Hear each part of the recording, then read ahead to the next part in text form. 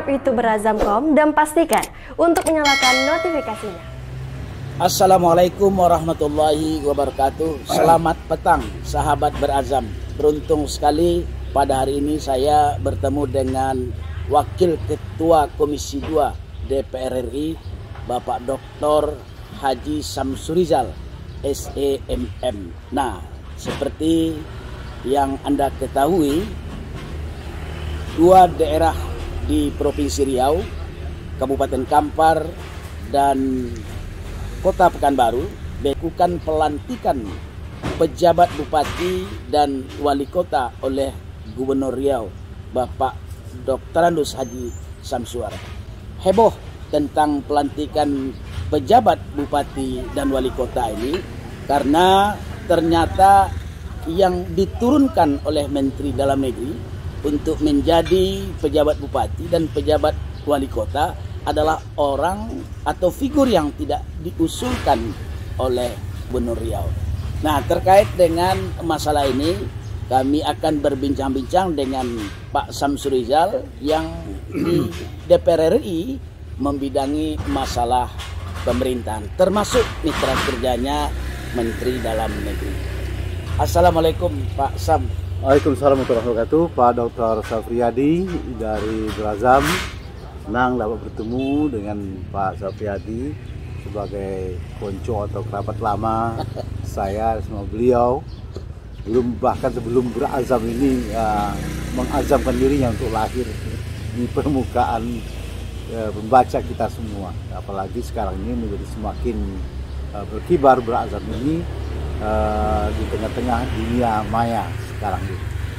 Baik, Pak Sam. Dengan Pak Supriyadi. Terima kasih Pak Sam. Sebelumnya minal aidin wal faizin karena Ya. kita masih dalam suasana Syawal, mohon maaf lahir dan batin. Yap. Nah, sama-sama saya menyampaikan juga ucapan selamat Idul Fitri 1443 Hijriah. Minal aidin wal faizin, mohon maaf lahir dan batin untuk kami keluarga dan untuk semua pendengar yang budiman yang menikmati suara Berazam ini. Pak Sam,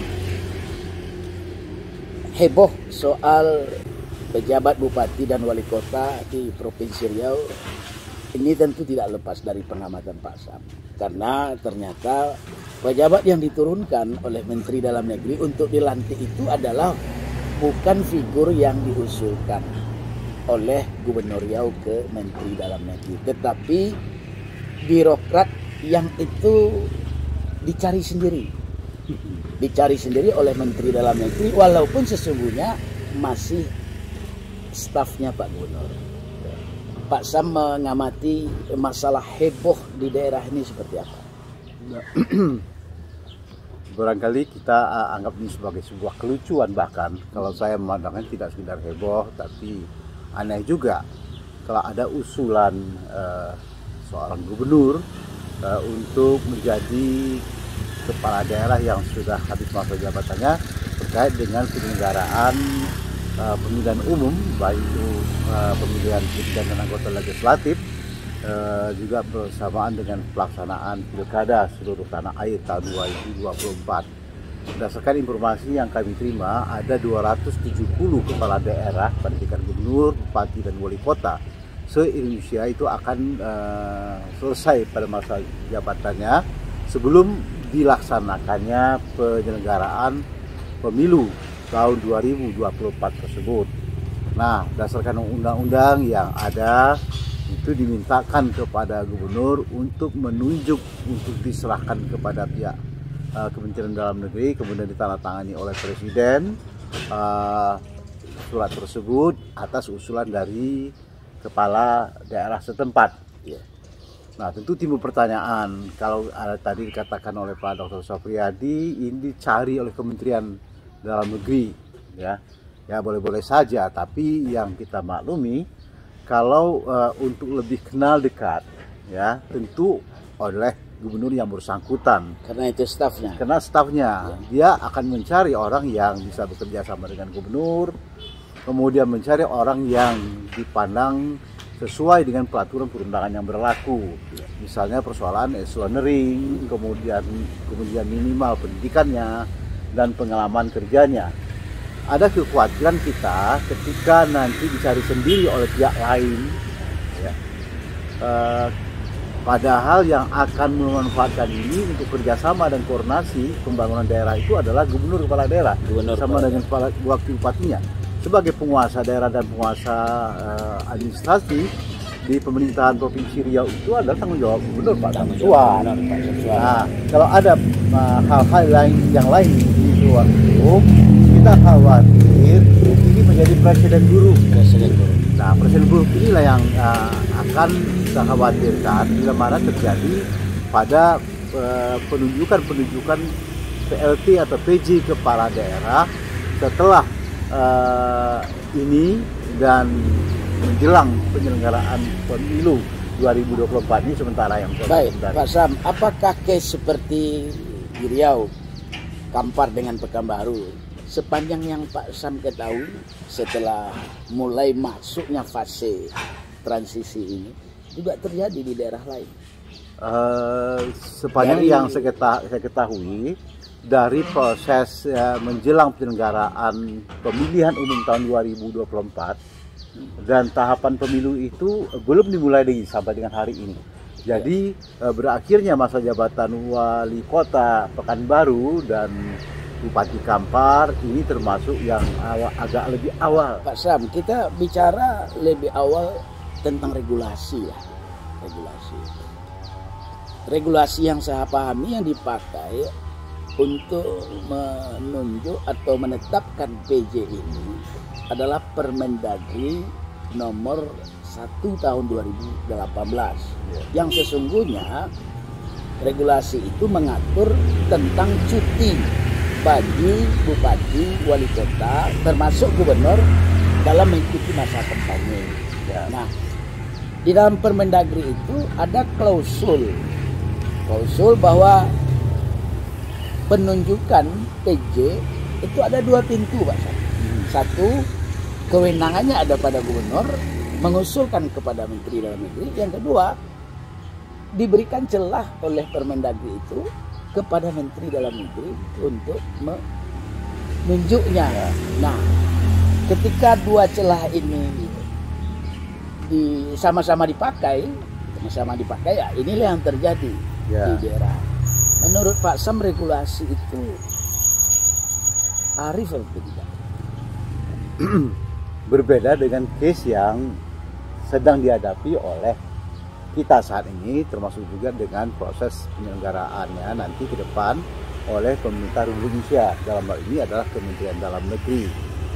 Tadi disebutkan tadi itu adalah peraturan perundangan yang berkaitan dengan penggantian sementara kepala daerahnya mengambil masa cuti, karena mereka tidak diberhentikan seperti anggota DPR atau DPRD yang harus mengundurkan diri dari jabatannya kalau mereka akan mengikuti pilkada atau mengikuti dan penunjukan dari Kemendagri.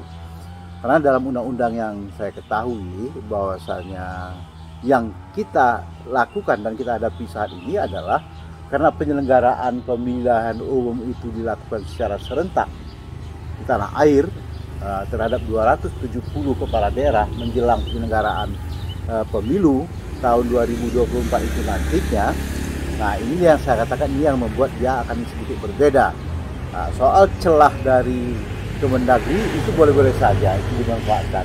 Nah, itu sudah dimanfaatkan ketika Kemendagri dalam hal ini menunjuk kepala daerah, PJ kepala daerah Kota Pekanbaru dan Kampar. Mereka dari aspek perundangan ya dia sudah simak itu. Artinya mereka punya peluang untuk itu. Ya. Hanya saja yang saya katakan tadi akan menjadi presiden buruk, hal ini akan terjadi terus-menerus. Nah, yang kita khawatirkan orang yang ditunjuk oleh pihak lain untuk mengepalai satu kawasan di Indonesia ini, katakanlah Provinsi Riau, ini barangkali khawatir kita tidak sejalan dengan gubernur, ya. Karena gubernur yang akan memakai dan melakukan koordinasi untuk pembangunan secara keseluruhan di Provinsi Riau. Apa efek yang akan timbul nih, Pak Sam? Efek dari tidak sinkronnya antara penunjukan dengan usulan. Ya, bisa saja orang yang ditunjuk dari Kemendagri itu barangkali di luar dari apa yang disiapkan oleh gubernur, dan mereka ini tidak mengetahui visi misi apa yang sudah dimiliki oleh gubernur sebagai kepala daerah.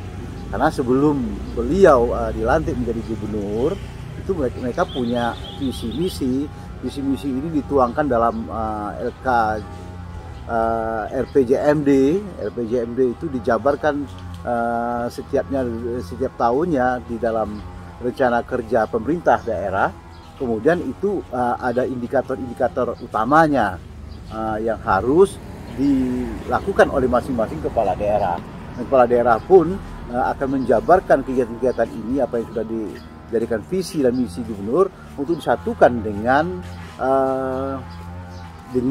apa yang akan dilakukan oleh daerah. Nah, akibat yang ditimbulkan ketika seperti terjadi di Provinsi Riau, ketika seorang pejabat kepala daerahnya ditunjuk pada untuk ukuran masa tertentu, kemudian ini tidak diketahui gubernur dan orangnya lepas kendali misalnya, ya syukur-syukur dengan ada ini, mudah-mudahan mereka akan menguasai. Tapi kemungkinan itu yang saya katakan tadi, itu mereka tidak mengenal visi dan misi gubernur karena mereka dikatakan sebagai masih terlalu muda misalnya. Ya, bisa saja apa yang diinginkan gubernur tidak sejalan dan tidak sinkron dengan apa yang dilakukan dari sisa waktu yang ada. Karena waktunya cukup lama lagi, cukup lama. 27 November tahun 2024. Hampir 3 tahun juga. Hampir 3 tahun juga. 3 tahun. Walaupun Menteri Dalam Negeri mengatakan bahwa itu beberapa kepala daerah yang dilantik itu seperti gubernur kemarin yang ditunjuk itu tidak boleh lebih dari setahun. Kemudian ditinjau lagi, diperpanjang atau dipilih yang baru lagi. Nah, itu. Pak Sam, ini berandai-andai kita. Seandainya Pak Sam menjadi gubernur, terjadi case seperti ini, apakah pejabat yang bersangkutan Bapak lantik atau ada upaya lain yang akan Bapak tempuh? Tentunya kalau saya yang akan menghadapi case ini, kita akan konsultasi habis dengan Menteri Dalam Negerinya. Saya tidak mengatakan apa-apa. Apakah Gubernur Riau ketika itu tidak berkonsultasi, ketika melakukan usulan 5 orang toh yang akan ditunjuk hanya beberapa orang, apakah Gubernur sudah tidak memilih mana yang prioritas dari 5 atau 6 orang yang diusulkan Gubernur itu dalam sebuah surat atau 2 surat. Nah, semestinya Gubernur ketika itu berkonsultasi dengan Kementerian Dalam Negeri pada saat surat ini sudah disampaikan. Sampai konsultasi dulu. Ini kami usulkan begini, mohon tidak ada yang lain. Ini mungkin main titip aja. Ya, barangkali kalau dia antarkan saja, bukan tidak mungkin ini bisa masuk kemungkinan hal-hal lain. Ya, syukur-syukur mereka tidak punya kepentingan apa-apa. Ya, syukur-syukur. Tapi kalau mereka tidak punya kepentingan apa-apa, di masa ke depan ini kan kita khawatir ada hal-hal yang sifatnya politis. Nah, Pak Sam kan juga politisi nih. Politisi, ketua partai juga, wakil rakyat juga yang berasal dari Provinsi Riau. Ada tidak Pak Sam mengamati, melihat atau mencium ada kepentingan politik atau kepentingan ekonomi di balik penunjukan pejabat yang tidak sesuai dengan usulan gubernur? Kita pun ya diajarkan untuk tidak boleh menduga-duga ya, tapi ya sepanjang yang kita ketahui, kalau kita coba menyimak, kalau tidak ada kepentingan itu, kepentingan apa lagi misalnya? Ya, kalau ada hal-hal atau pihak-pihak, apakah memangnya orang-orang itu maju sendiri mengusulkan diri atau ada pihak yang membackupnya? Nah, kalau ada pihak yang membackupnya, bukan tidak mungkin tidak ada kepentingan ekonomi atau kepentingan politik ke depan. Kalau tidak, untuk apa mereka berbuat begitu? Ya. Karena yang bersangkutan itu kan tidak mungkin juga mereka sebagai staf gubernur mengusulkan diri. Tentu ada pihak yang mengusulkan ini kepada Kemendagri. Kemendagri pun tidak punya kepentingan apa-apa terhadap dari Riau karena banyak sekali yang mereka akan urus. Nah, mereka tidak akan kenal dengan si A, si B yang akan diurus, yang akan diusulkan ini oleh pihak lain tadi itu. Oke, Pak Sam, ini kan bukan pengusulan pejabat apakah dalam bentuk PJS, PLT, PLH atau Kementerian Dalam Negeri ini kan bukan pertama. Dulu Pak Sam kan juga pernah diusulkan oleh gubernur menjadi PJ wali kota. Nah, gubernur-gubernur terdahulu yang kita dengar setiap usulan mereka itu selalu turunnya sinkron. Sekarang ini tidak sinkron. Apa yang Pak Sam amati sekarang? Bahkan ketika saya ditunjuk sebagai PJ Wali Kota Pekanbaru yang ya masanya cukup lama juga. Seingat saya 11 bulan itu. 11 bulan ya? 11 bulan. Makanya lebih dari 6 bulan itu namanya kan PJ. Kalau PJ itu mendekati kondisi definitif untuk seorang kepala daerah. Artinya mereka mempunyai kewenangan yang cukup baik, cukup banyak. Misalnya dalam hal pengaturan yang berkaitan dengan sumber daya aparaturnya, pengaturan keuangannya, kebijakan keuangannya. PJ itu sudah ada di tangan kepala daerah yang PJ tadi itu. Dan yang terjadi pada saya tempoh hari itu semuanya berjalan mulus.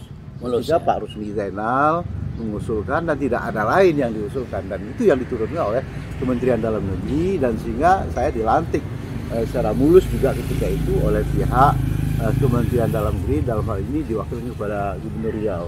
Termasuk PJ-PJ lain seperti misalnya PJ Bupati Bengkale. Ya, semuanya berjalan mulus sekali. PJ Bupati Kampar. Ya. Terakhir Pak Sam. Kebetulan Pak Sam ada di Komisi 2 yang mitra kerjanya adalah Menteri Dalam Negeri.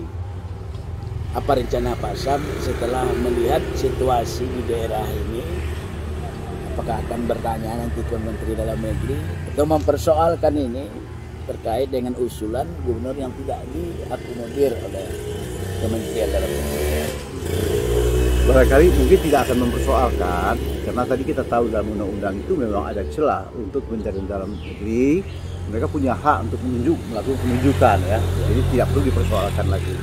Hanya saja mungkin secara empat mata, karena kita dalam keseharian itu memang selalu bertemu dengan Pak Menteri Dalam Negeri dan staf-stafnya, dirjennya, misalnya Dirjen Pak Akmal Malik, Pak Baktiar, Pak Profesor Zudan, dan banyak yang ada di sana itu, Pak Sekjennya, Pak Suhajarnya, itu rekan-rekan yang setiap hari kita berdiskusi. Jadi tidak terlalu susah untuk menanyakan empat mata atau hal-hal yang menjadi pertimbangan kenapa menunjuk yang bukan diusulkan oleh Bapak Gubernur. Barangkali itu bisa kita tanyakan, tapi tidak mempersoalkan, karena ini memang sudah jadi hak Kementerian Dalam Negeri, karena ada celah yang mereka gunakan untuk mereka menggunakan celah itu untuk pengusulan.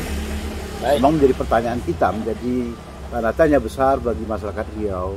Nah, apa hal yang ada di sebalik itu sehingga surat gubernur sama sekali tidak direspon oleh pihak Kementerian Dalam Negeri? Apakah dalam hal ini ada kurang pendekatan? Apakah Kementerian Dalam Negeri sudah melihat siapa personal-personal yang diusulkan oleh Bapak Gubernur yang mungkin dipandang layak atau tidak layak? Tapi ya itu kita tidak tahu persis. Baik, terima kasih Pak Azam. Silakan minum Pak Azam. Ya.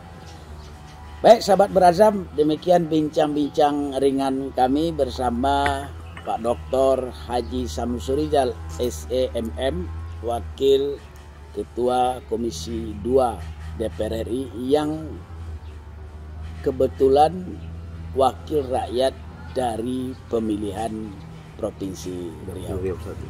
Kita bertemu kembali dalam talk show pada lain waktu dengan tema yang berbeda. Terima kasih. Wassalamualaikum warahmatullahi wabarakatuh. Waalaikumsalam warahmatullahi wabarakatuh.